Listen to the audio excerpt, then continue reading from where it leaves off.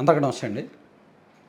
ఇప్పటం గ్రామం 2022 మార్చి నెల వరకు ఒక సాధారణ గ్రామం మాత్రమే.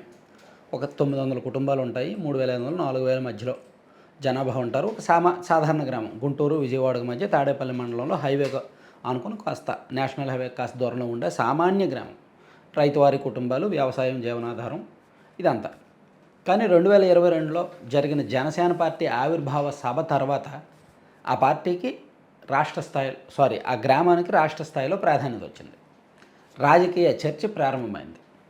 ఆ మీటింగ్ జరిగిన తర్వాత రోజు వైఎస్ఆర్ కాంగ్రెస్ పార్టీ ప్రభుత్వం రియాక్ట్ అయిన తీరు ఆ గ్రామాన్ని రాజకీయంగా మరింత కీలకంగా మార్చింది. ఆ మీటింగ్ జరిగిన తర్వాత ఆ మీటింగ్కి సుమారుగా ఒక 50 ఎకరాలు అక్కడ రైతులు స్వచ్ఛందంగా ఇచ్చారు. అధికారులు వెళ్ళి బెదిరించినప్పటికీ, వైసీపీ నాయకులు వెళ్ళి వద్దు వద్దు అని బెదిరించినప్పటికీ ఆ గ్రామంలో రైతులు చాలామంది స్వచ్ఛందంగా జనసేన పార్టీ ఆవిర్భావ సభకు భూములు ఇచ్చారు. దాంతో అక్కడ మీటింగ్ జరిగింది.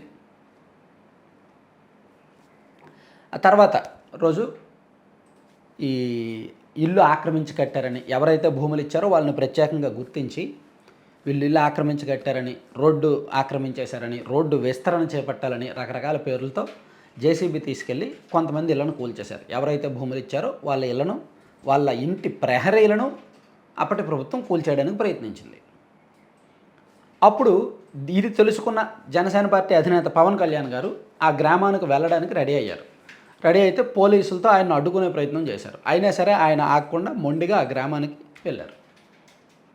నన్ను మీరు అడ్డుకున్నా, నా వాహనాలను అడ్డుకున్నా నేను పాదయాత్ర ద్వారా అయినా సరే వెళ్తాను, వెళ్ళి తీరుతానని చెప్పారు. దాంతో ఆ గ్రామంలో రైతులు చేసిన త్యాగం అండ్ ఆ గ్రామస్తుల అంటే పవన్ కళ్యాణ్ గారి పట్ల వాళ్ళ మమకారం అదంతా కూడా రాష్ట్ర స్థాయిలో జనసేన పార్టీని వాళ్ళు ఎంత గుండెల్లో పెట్టుకున్నారు అనేటట్టు చేసి పవన్ కళ్యాణ్ గారు కూడా ఆ గ్రామాన్ని అండ్ ఆ గ్రామంలో రైతులను వాళ్ళందరినీ గుండెల్లో పెట్టుకున్నారు. ఆ టైంలో నాగేశ్వరమ్మ అనే వాళ్ళ ఇంటి ప్రహరీని కూల్చేశారనమాట. సో అప్పుడే పవన్ కళ్యాణ్ గారు వాళ్ళకి అండగా ఉన్నారు. అప్పుడే పార్టీ తరపున ఆర్థిక సాయం చేశారు. ప్రభుత్వం వచ్చిన తర్వాత నేను మరోసారి ఈ గ్రామానికి వస్తాను, వచ్చి నేను అన్ని విధాల ఈ గ్రామ అభివృద్ధికి సహాయ సహకారాలు అందిస్తూ ఇక్కడ కుటుంబాలను ఆదుకుంటానని చెప్పారు. అలా దానికి తగ్గట్టే నిజానికి షెడ్యూల్ ప్రకారం పవన్ కళ్యాణ్ గారు నిన్న వెళ్లాల్సింది ఆ గ్రామానికి. కానీ చిన్నపాటి షెడ్యూల్స్ మార్పులో భాగంగా ఈరోజు పవన్ కళ్యాణ్ గారు ఇప్పటం గ్రామానికి వెళ్ళి ఆ నాగేశ్వరమ్మ కుటుంబానికి పరామర్శించి వాళ్ళ ఇంటికి వెళ్ళి వాళ్ళతో చాలాసేపు స్పెండ్ చేసి ప్రతీ నెల 5,000 రూపాయలు ఆర్థిక సాయం చేస్తాను ఇంటి అంటే పిల్లల చదువులకి దానికి అని చెప్పి, అంటే వాళ్ళ ఆర్థికంగా అంతంత మాత్రం వాళ్ళ కుటుంబం.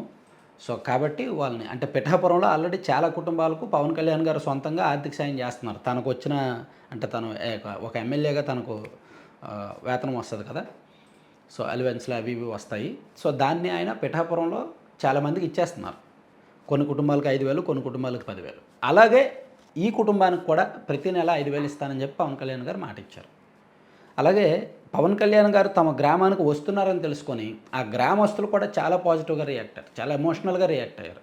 ఆయన్ని స్వాగతం పలుకుతూ ఎక్కడికక్కడ ఫ్లెక్సీలు పెట్టడం, అప్పుడు జరిగిన సంఘటనలను తలుచుకోవడం అండ్ ఆయనకు పూల బాట పరిచి బంగారుకొండ సుస్వాగతం అని రాయడం, అంటే ఇదంతా చూసిన తర్వాత వాళ్ళు ఆ పార్టీ పట్ల అండ్ పవన్ కళ్యాణ్ గారి పట్ల ఎంత అభిమానంతో ఉన్నారు, ఎంత మమకారంతో ఉన్నారనేది చాలా స్పష్టంగా అర్థమవుతోంది. అదే అభిమానాన్ని, అదే మమకారాన్ని